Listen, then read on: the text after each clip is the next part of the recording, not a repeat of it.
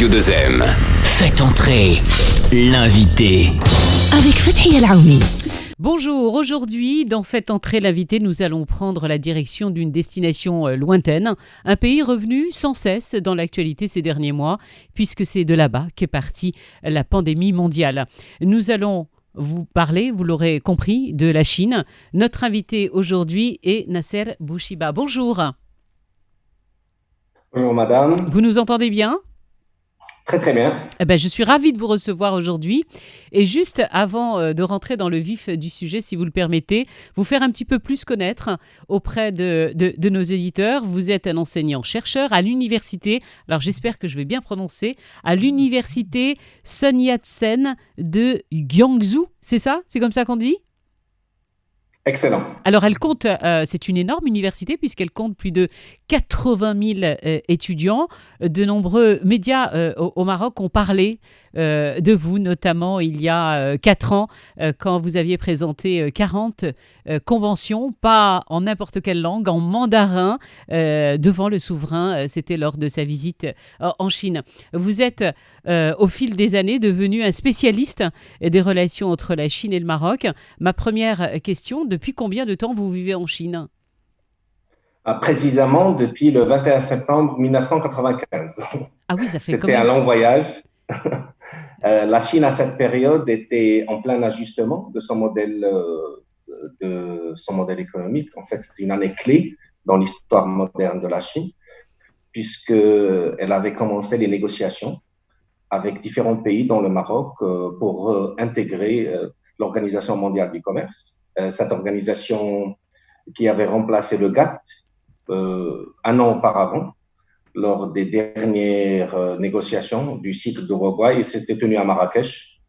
Donc, j'estime avoir eu beaucoup de chance en assistant à tous ces grands changements, ces grands moments dans l'histoire de la Chine moderne, pendant les 20 dernières années en termes de développement économique, social, en recherche scientifique. Et d'ailleurs, j'ai moi-même eu la chance d'y participer.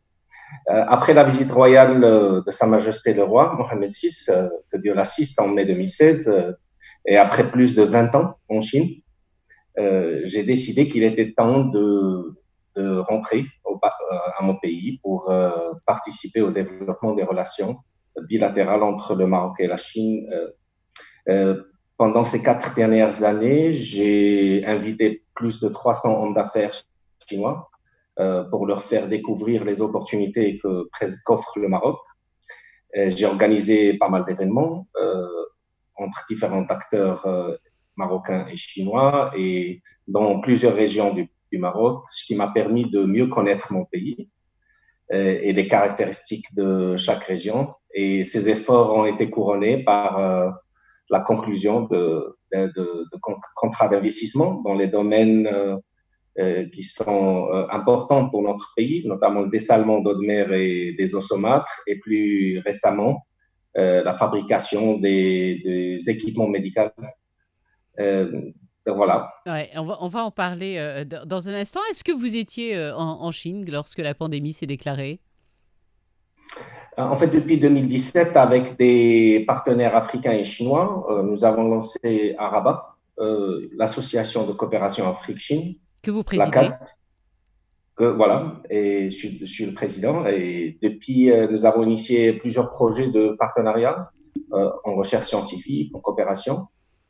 Et au début de cette pandémie, j'étais en Espagne en prospection pour un nouveau modèle de partenariat trilatéral entre la Chine, l'Espagne et le Maroc en tourisme culturel, vu que beaucoup de touristes chinois ils préfèrent pour les longs trajets des circuits avec plusieurs destinations, plusieurs pays. Je pense donc je n'ai pas été en Chine et j'ai failli être bloqué en Espagne. Heureusement, je suis rentré au pays au bon par moment. rapport, puisque vous connaissez bien la Chine, et c'est vrai qu'on est nombreux à s'interroger sur la situation. Je le disais en introduction, on a eu tous les yeux braqués sur la Chine, puisque c'est de là-bas que tout est parti. Quelle est aujourd'hui la situation là-bas ? Est-ce que vous avez beaucoup de retours ? Est-ce que la vie normale est revenue ? Est-ce que des mesures très strictes sont toujours appliquées ? Est-ce que le déconfinement est total ? En fait, j'ai toujours mon bureau à Pékin et à Guangzhou, au sud de la Chine.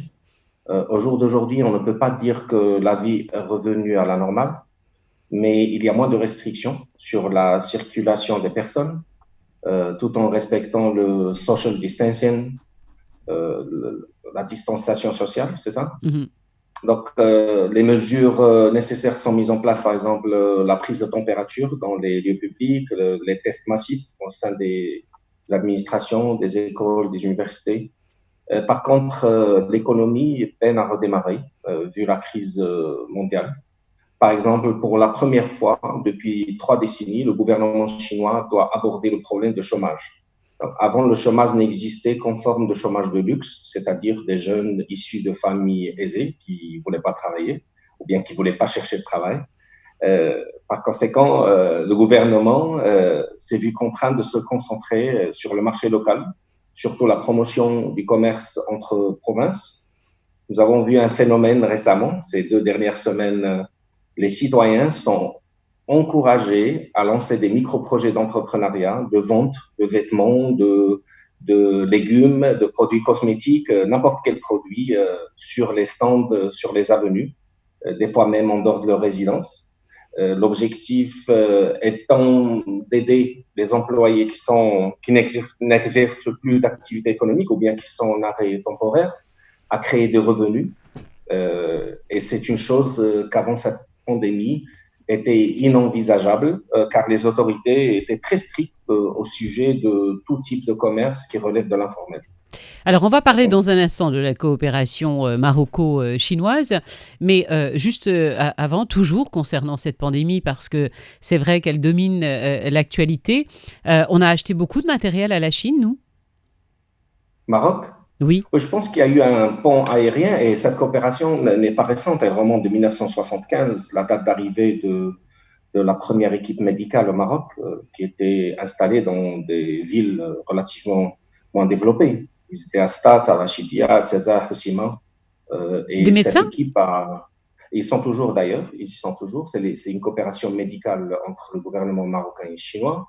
Elle a débuté en 1975. Nous sommes à la 166e équipe avec, je pense, 1650, plus de 1650 médecins spécialistes, traducteurs et fonctionnaires, et qui ont exercé, qui ont ici avec plus de 450 000 opérations, entre petites chirurgicales, entre petites, moyennes et grandes opérations importantes. Donc, la coopération a débuté il y a plus de 40 ans. Je pense au début de la pandémie, le Maroc, puisqu'il a déjà ses propres avions, il connaît très bien le trajet. Je pense que le Maroc a vraiment fait un très bon travail en partenariat pour l'achat. Mais vous savez si on a acheté beaucoup de matériel à la Chine?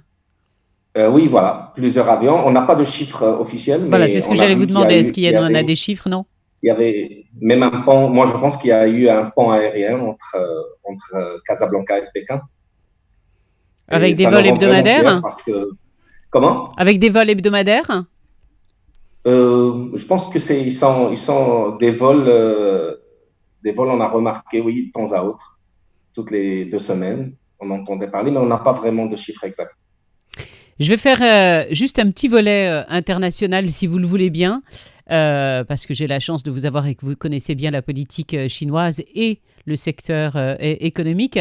Avoir un petit peu votre avis, ce qui se passe actuellement entre la Chine et les États-Unis. Ça inquiète beaucoup en ce moment, ce véritable bras de fer avec des accusations très lourdes de Washington vis-à-vis de Pékin, qui sont allées quand même jusqu'à dire que la Chine avait peut-être fabriqué ce Covid-19, qui s'était échappé d'un laboratoire, et ça va tellement loin actuellement dans ce bras de fer entre les deux que le président Trump a annoncé quand même la semaine dernière une restriction de voyage de ressortissants chinois sur le sol américain. Comment traitent les médias chinois cette actualité ? Vous savez, dans 1 heure, je vais passer sur la CCTV, donc juste après cette rencontre avec vous. CCTV, c'est quoi? Comment? La CCTV, c'est quoi? C'est la chaîne centrale de télévision nationale chinoise. Voilà, c'est important de le préciser parce que nous, on ne connaît pas. Voilà. Vous savez, on vit le même scénario que pendant la guerre froide, avec les mêmes tensions, des fois même les mêmes tendances, les Chinois, ils sont convaincus qu'ils sont visés d'une manière systématique par les groupes d'intérêt américains qui veulent empêcher qu'un pays en voie de développement comme la Chine puisse devenir un pays influent au niveau mondial. En 2013, le président chinois actuel Xi Jinping avait annoncé depuis le Kazakhstan le lancement d'une initiative intitulée Une ceinture, une route. Ici, la ceinture étant l'ancienne route de la soie maritime qui reliait le sud de la Chine à l'Inde, le Golfe arabe et l'Afrique. Et la ceinture se réfère à l'ancienne route de la soie terrestre qui reliait l'ouest de la Chine avec l'Asie, l'Europe. Et en apparence, cette initiative propose des investissements en infrastructure, surtout logistique, mais je pense que l'objectif principal est bien évidemment la création de nouveaux marchés pour diminuer la dépendance chinoise envers le marché américain. Donc, c'est donc une mesure préventive vis-à-vis à ce que vous venez de mentionner, la guerre économique qu'a menée le président Donald Trump depuis son élection en tant que Oui, mais là, président elle s'est bien accentuée, là.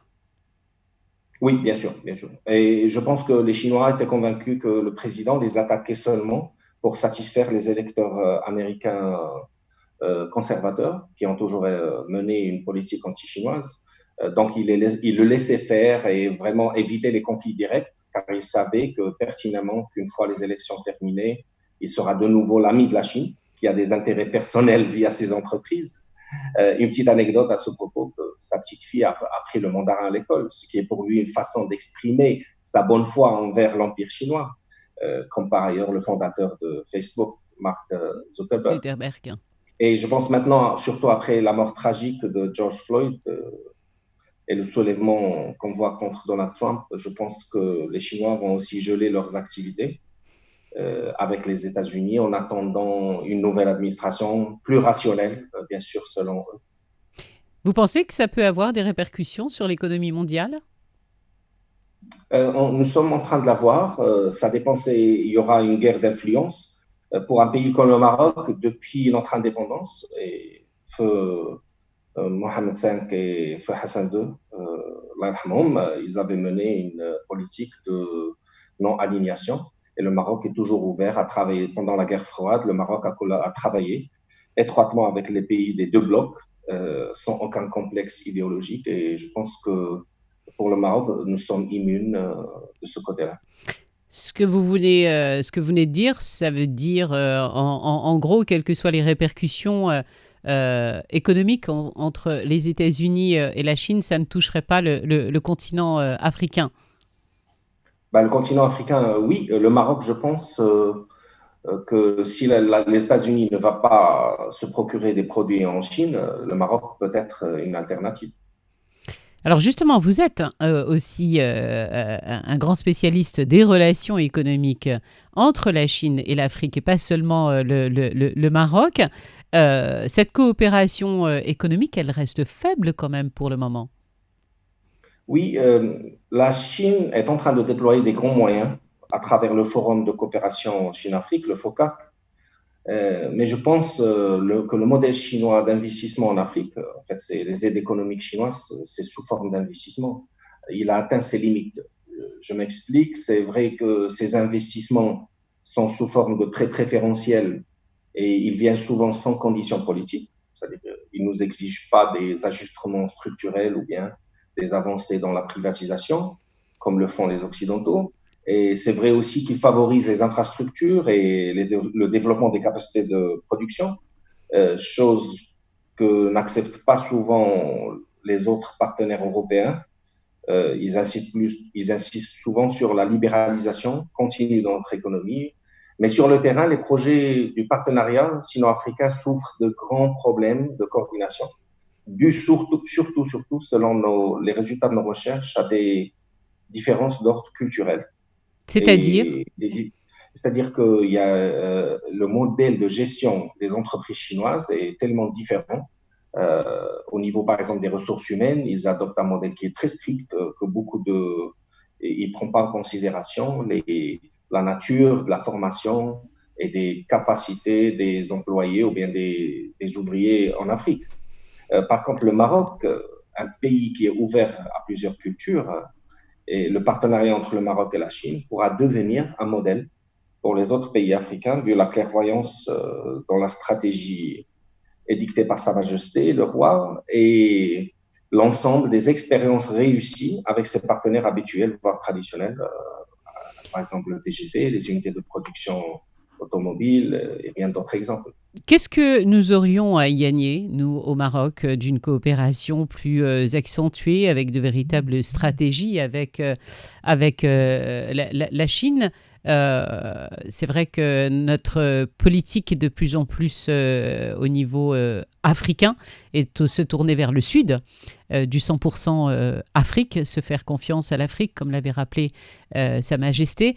Qu'est-ce qu'on aurait à y gagner d'une coopération encore plus importante avec la Chine, que ce soit en termes d'emploi et autres? Qu'est-ce que le Maroc a y gagné? Donc, tout d'abord, cette coopération actuelle, elle permet surtout au Maroc d'importer des éléments de production. En fait, ces éléments de production sous forme de machines, d'équipements, de produits semi-finis, même de la matière première, et c'est presque plus de 62% de nos importations, et un prix relativement plus bas par rapport à d'autres fournisseurs de pays développés, ce qui contribue à notre accélération du point de vue industriel, ou encore l'importation d'équipements de télécommunications, ce qui a fait du Maroc un leader à l'échelle africaine. Donc, je pense côté importation, le Maroc se débrouille plutôt d'une manière exemplaire. Pour les exportations, se traduisent surtout en produits bruts. On parle de produits miniers. Il y a des engrais, mais les engrais, les commandes ne sont pas très stables, vu que la Chine est le premier producteur mondial. Donc, pour les exportations, il y a une faible valeur ajoutée, alors que le marché chinois d'1,5 milliard d'habitants a besoin d'importer plus de produits de consommation. En gros, pour être concret, pour les auditeurs qui nous écoutent, en export et en chiffres, c'est combien d'exportations entre le Maroc et la Chine? C'est combien d'importations entre... En 2017, on a presque atteint 994 millions de dollars. Donc, 294 millions de dollars, ce qui n'est pas énorme par rapport en importation ou en exportation. Comment? En importation ou en exportation? En importation, on a franchi la barre des 4 milliards de dollars, et en exportation, à peine 294. Et donc, le Maroc, je pense, a beaucoup à développer, puisque la Chine commence à délocaliser ses usines qui nécessitent une main-d'œuvre importante et intensive, comme le textile, comme l'agroalimentaire, les chaussures. Et là, justement, ça permettrait de la création d'emplois. Bien sûr. Et déjà, des produits made in Morocco en textile sont vendus au Maroc, des chaussures made in Morocco, et qui sont fabriquées par des entreprises européennes ou américaines au Maroc. Idéalement, pour moi, stratégique, ça veut dire que la production pourra être développée en partenariat entre entreprises marocaines et chinoises, avec des entités au Maroc qui exporteraient en Chine et même ailleurs. Et donc le succès serait de joindre l'investissement à l'export dans un contexte gagnant-gagnant. Mais en même temps, c'est un petit peu à double tranchant. C'est vrai que beaucoup dénoncent la babouche fabriquée en Chine, qui n'est plus du tout la babouche marocaine. Dans ce que vous dites et les propos que vous tenez, ce serait plutôt à l'envers, en fait. Permettre de la création d'emplois, fabriquer du 100% marocain, mais avec des technologies chinoises. C'est ça? Exactement. Voilà. Qui permettrait effectivement de renverser totalement la tendance. C'est exactement notre compréhension du côté stratégique de cette coopération. Voilà, bénéficier en fait de toutes les avancées technologiques dont bénéficie la Chine, ça c'est indéniable, tout le monde est d'accord pour le dire. Et je vais en revenir justement à cette fameuse coopération Maroc-Chine, une histoire qu'on connaît très peu, moi non plus d'ailleurs, avant de lire aussi et de préparer cette émission. Vous avez publié un livre, Relations entre le Maroc et la Chine, 1958-2018. Un livre que vous avez écrit en chinois. Il existe maintenant en français et en arabe ou toujours pas? En fait, le livre a été soumis l'année dernière aux autorités chinoises pour approbation, puisque je l'ai écrit en chinois, qui traite de sujets un peu sensibles, qui sont des relations internationales entre la Chine et le Maroc. Le sujet, donc, il y a beaucoup de personnages historiques, de lieux, de rencontres, d'accords économiques. J'y ai aussi parlé du soutien du Maroc à la Chine pour réintégrer les Nations Unies et la position du Maroc pour une Chine unie, sans oublier de présenter aux lecteurs chinois notre position par rapport à la marocanité du Sahara. J'ai même trouvé dans leurs archives des années 50 et 60 des preuves qui confirment notre position, donc qui seront publiées pour la première fois. Donc, en attendant l'approbation, j'ai déjà commencé moi-même la traduction en français et en arabe et j'espère pouvoir Donc, il n'est pas présenter encore le sorti, livre. le livre. Non, pas encore. Donc, il est terminé, mais en approbation. D'accord. Donc, il y a peut-être des passages qui vont sauter. Ben non, je ne vais pas accepter. Hein. J'espère. Qu'est-ce qui nous rapproche? Qu'est-ce qui nous sépare? Quand on analyse les relations entre le Maroc et la Chine, deux civilisations millénaires très riches, avec un passé très riche, on ne peut pas négliger l'histoire qui lie ces deux pays, car elle est peut-être très fascinante. Et ce qui la rend si particulière, ce qui me touche beaucoup, c'est surtout le grand degré de respect que ces deux nations, que ces deux peuples ont l'un pour l'autre.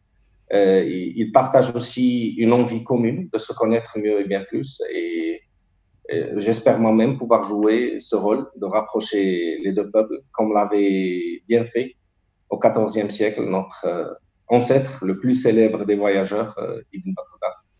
Mais il faudrait que ce soit également au niveau culturel. C'est vrai que la langue n'est pas très apprise ici. Chez nous, au Maroc, on n'inculque pas à nos enfants l'apprentissage aussi de la langue chinoise. Alors que d'autres pays, eux, depuis longtemps, en se disant qu'il y a quelque chose à faire en termes économiques, dans certaines écoles, même en France, en Espagne, on voit la langue chinoise, le mandarin, gagner du terrain. C'est vrai, au Maroc aussi, depuis la visite de Sa Majesté et l'ouverture du Centre culturel chinois. Bien avant, il y avait l'Institut Confucius, qui a le plus de points d'enseignement en Afrique, presque 30 points d'enseignement au Maroc, avec 3 instituts à Tanger, Rabat et Casablanca. Et il y a quand même au Maroc, parmi les jeunes, il y a on peut dire une faible fièvre d'apprentissage de chinois. Et même le nombre d'étudiants marocains en Chine, il augmente. Et je pense qu'on est maintenant à plus de 2000 étudiants marocains en Chine. Et c'est très encourageant. C'est pas beaucoup, hein? Par rapport aux destinations traditionnelles, les étudiants marocains ils choisissaient d'aller en Europe, aux États-Unis, mais depuis ces dernières années, ils s'ouvrent plutôt au choix des universités chinoises. Et vous allez essayer de promouvoir des événements culturels maroco-chinois. Est-ce qu'on va en voir un peu davantage une fois que tout ce confinement sera terminé et que les rassemblements seront autorisés? Parce qu'il y a peut-être quelque chose à faire. On dit que toujours pour se rapprocher des autres, il faut le mieux se connaître. On ne se connaît pas beaucoup. Faut dire ce qui est quand même. Faut appeler un chat un chat. On ne se connaît pas entre la communauté chinoise et la communauté marocaine. Il y a très très peu encore de liens, même s'il y en a quelques-uns, mais il y en a très très peu, mais peut-être parce qu'on ne se connaît pas suffisamment. Tout à fait. Cette année, c'était l'année de la Chine au Maroc et l'année du Maroc en Chine. Il y avait une série d'événements tous les mois. Malheureusement, tout a été Arrêté. postpone, voilà, après le confinement, peut-être pour l'année prochaine. C'est très important ce que vous venez de mentionner, le côté culturel. Par exemple, j'avais invité des investisseurs chinois au Maroc il y a presque 8 mois. Et on est parti dans un village au Rif. Et on a été très bien reçus par la population. Cette population, elle souffrait d'eau saumâtre. Et la société chinoise, elle a vu, grâce à la réception chaleureuse, ils ont décidé d'investir au Maroc. Ils ont déjà investi au Maroc. Donc, le côté culturel est très, très important. En Chine, j'ai travaillé en 2004 comme conseiller du gouvernement du Sud pour l'attraction d'investisseurs étrangers. Et notre travail consistait au début de leur faire connaître la Chine à travers des activités culturelles, des voyages. Et une fois ils ont aimé cette culture, ils vont investir dans ce pays. Donc, je pense on vient de parler d'investissement, exportation et importation. Je pense que la culture est un catalyseur important dans ce développement des relations internationales. Dès que le confinement va être fini, vous allez repartir? Bien sûr, oui. J'ai beaucoup d'activités. J'enseigne 2 fois par an. Donc, mes cours à l'université, ils sont condensés en 2 semaines. Et aussi, je dois présenter des articles à l'université. Donc, bien sûr. Mais je me sens très, très bien au Maroc. Le confinement est un peu lent, mais il a été très rassurant. Et je pense que bientôt, la vie va reprendre son cours normal. Bon, on va se finir en mandarin. Vous allez bien me dire une petite phrase en mandarin, ce que vous voulez, hein, me souhaiter une bonne journée, je ne sais pas, ce que vous voulez. Je veux écouter. 非常感谢 RM 电视台. Et ça veut dire Donc, vous avez reconnu bien sûr le M, RM. Qu'est-ce que ça veut dire? Je ne sais pas. 2M. Ah Voilà. Je remercie 2M. Voilà. Vous pouvez la répéter, s'il vous plaît, parce que je vais la garder. 非常感谢 RM 电视台对我的关注，谢谢你们。 Merci infiniment de cet entretien. J'ai été ravie de vous recevoir. J'ai appris beaucoup de choses, beaucoup d'informations essentielles que l'on ne connaît pas spécialement. Et puis, je vous dis, si déconfinement il y a, bon voyage. Et sinon, à très bientôt. Je vous en prie, merci beaucoup à vous et à toute l'équipe de Zen. Vivre avec vous.